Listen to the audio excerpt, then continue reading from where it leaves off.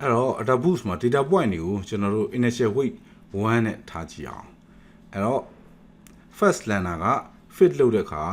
အဲ့ဒါကို minimize မလုပ်ခင်မှာ misclassify point တွေရဲ့ weight တွေကိုရေးတွက်မယ် sum of weight ပေါ့နော်အဲ့တော့ဒီမှာဆိုရင်မှန်တဲ့ကောင်က9ခုရတယ် misclassify က3ပေါ့နော်အဲ့တော့ဒါဆိုရင် correct နဲ့ incorrect ကိုမျှသွားအောင်လို့အချိုးညီသွားအောင်လို့50-50ဖြစ်အောင်လုပ်မယ်ဆိုရင် incorrect point တွေကို7မှာနော်7 over 3 2ပြရမယ်အဲ့တော့ 2.33 ရတာပေါ့ဒါဆိုရင် correct က7 incorrect ကလည်း7ဖြစ်လာမှာပေါ့ဟုတ်ပြီဒါဆိုရင်နောက်ထပ် second model ကိုဆက်သွားမယ်သူကတော့ပထမ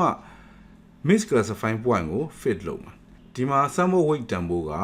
correct က11နဲ့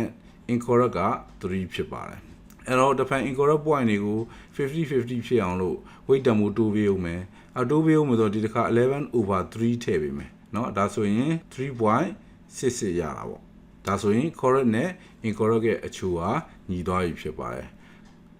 နောက်တစ်ခါတတိယ model ကြရင်လဲ correct က90 incorrect က3ဆက်သွားလို့တော့ရသေးတယ်ဒါပေမဲ့ဒီမှာပဲရက်လိုက်တော့မယ်ကျွန်တော်တို့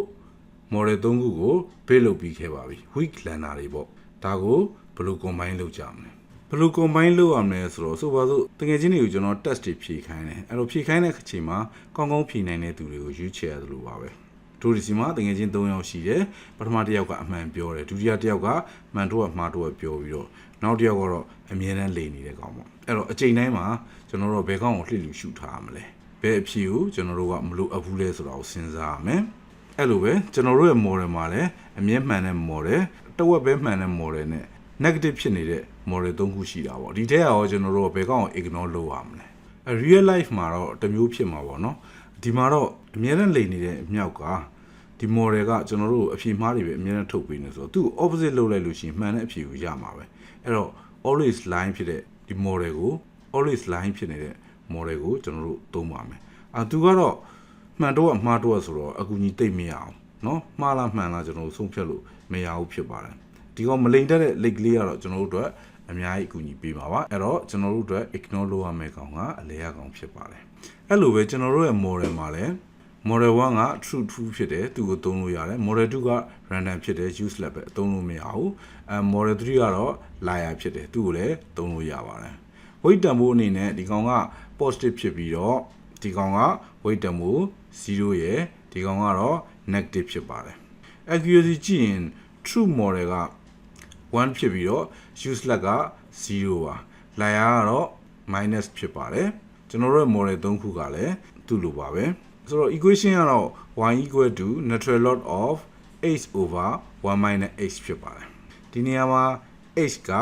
accuracy ဖြစ်ပါတယ်0ကိုချင်းကပ်တဲ့ကောင်တွေကို negative ဖြစ်စေမှာပါဆိုပါစို့ accuracy 0.5 ဆိုရင်အောက်ကလည်း 0.5 ဆိုတော့ဒီထဲမှာ1ပေါ့ natural log 1က0ရမှာပါ accuracy 1ကကတဲ့တန်ဖိုးတွေကိုတော့ positive တန်ဖိုးကိုပြီးမှဖြစ်ပါတယ်အဲ့တော့ weight formula natural log of accuracy over 1 minus accuracy ဖြစ်ပါတယ်သူ့ကိုသတိထားကြည့်ရင် weight ဆိုတာ natural log of correct point over incorrect point ပဲဖြစ်ပါတယ်ဒါကိုမိတ်ဆွေတို့သတိထားမိမှာပါအဲ့တော့ပထမ model မှာခုခုမှန်ပြီးတစ်ခုမှားတာမို့လို့တန်ဖိုးက 1.95 ရမယ်ဒုတိယ model မှာ၄ခုမှန်၄ခုမှားဆိုတော့တန်ဖိုးက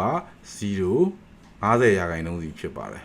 တတိယ model မှာတော့နှစ်ခုမှန်6ခုမှားတာမို့လို့ -1.099 ရပြီး weight ဟာ negative ဖြစ်သွားပါတယ်သူကအမှားမို့လို့သူကို opposite ယူရမယ်ကောင်းပါနည်းနည်းထပ်စဉ်းစားကြည့်အောင်ဒီ model နှစ်ခုမှာ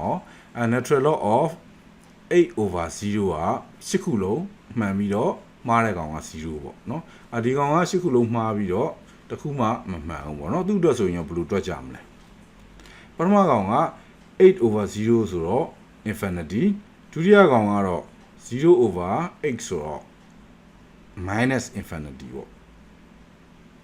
ဒီကောင်လေးကကျွန်တော်တို့ calculation လုပ်တဲ့နေရာမှာပြဿနာပါပဲ weak learner တခုကဒီလို infinite တန်ဖိုးရပြီဆိုလို့ရှိရင်ကျွန်တော်တို့ classify အောင်လုပ်ပေးစရာမလိုတော့သူဟာသူမှန်မှန်ကန် classify လုပ်ပြီးသွားပြီပေါ့ဒါကြောင့်တခြား model တွေရဲ့တွက်ချက်မှုကိုယူစရာမလိုတော့ဘူးပေါ့ minus infinity ကလည်းအဲ့လိုပဲသူ့ကို opposite ယူလိုက်ရင်တခြား model တွေကနေပြီးတော့ယူစရာမလိုတော့ပါဘူးလက်တွေ့မှာတော့ဖြစ်ခဲ့ပါတယ်ဒါကနမူနာပြတာသာဖြစ်ပါတယ်